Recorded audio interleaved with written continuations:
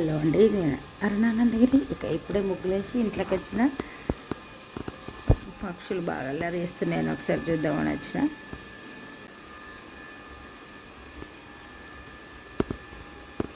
ఇట్లా అన్నీ తిరుగుతూ ఉంటాయి. దేనికి అదే పైన వేరేటివి ఉన్నాయి. నైవేద్యం తినే పిట్టలు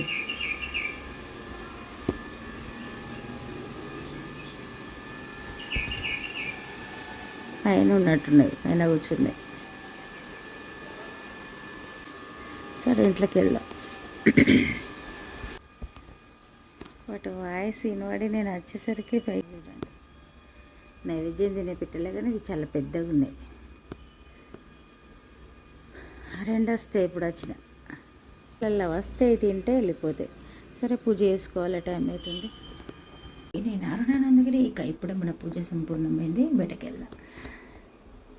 స్తోత్రాలు ఆడుకోవడం అన్నీ టైం బాగా పడుతుంది కాబట్టి నేను ఏం చూపించలేకపోతున్నా.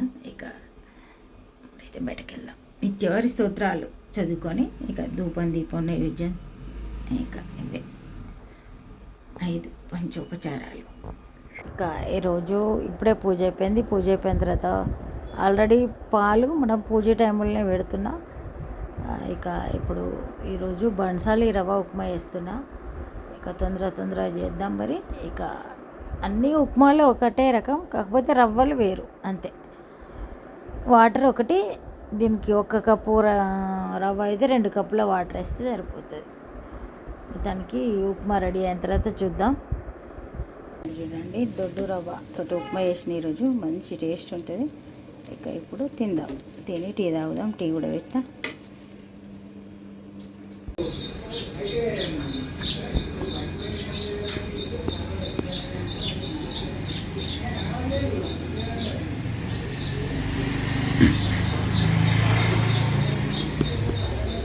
ఎంత అల్లరి చేస్తానే చూడండి, కానీ కనిపిస్తలేవు. పైన కూర్చున్నట్టున్నాయి ఎండకు. ఇట్లా అల్లరి చేస్తూ ఉంటాయి.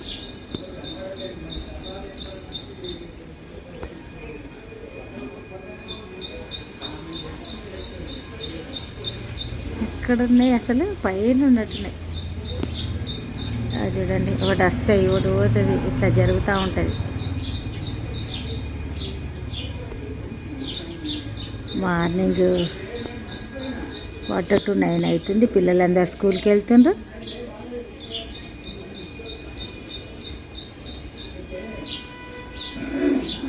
నేను ఆల్రెడీ బ్రేక్ఫాస్ట్ చేసిన, టీ తాగుతున్నా. ఈ అల్లరి ఒకసారి చూపించామని వచ్చిన.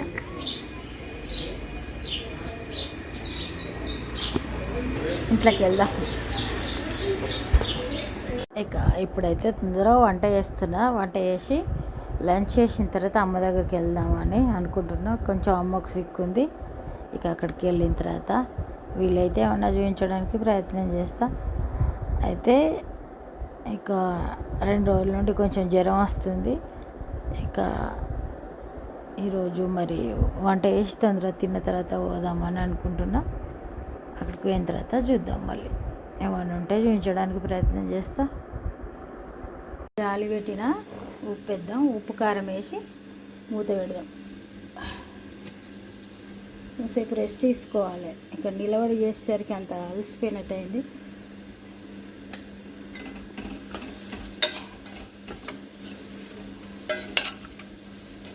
అయితే పాతకాలంలో ఎట్లా అంటే ప్రతి పని నేర్చుకోవాలి ఆడపిల్లలు అని చెప్పేటోళ్ళు.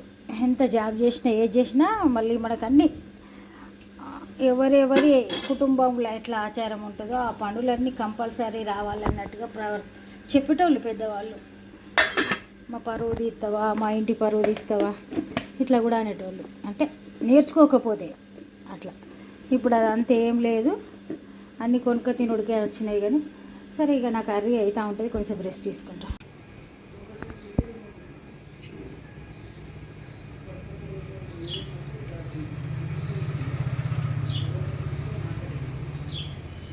అయితే వర్షానికి అన్ని నైవేద్యాలు అంత పచ్చికి నేను అన్నీ తీసేసిన. చిరుధాన్యం వేసిన. ఇంకోటి పైన ఉందా? ఎప్పుడొచ్చినా 2 వస్తాయి.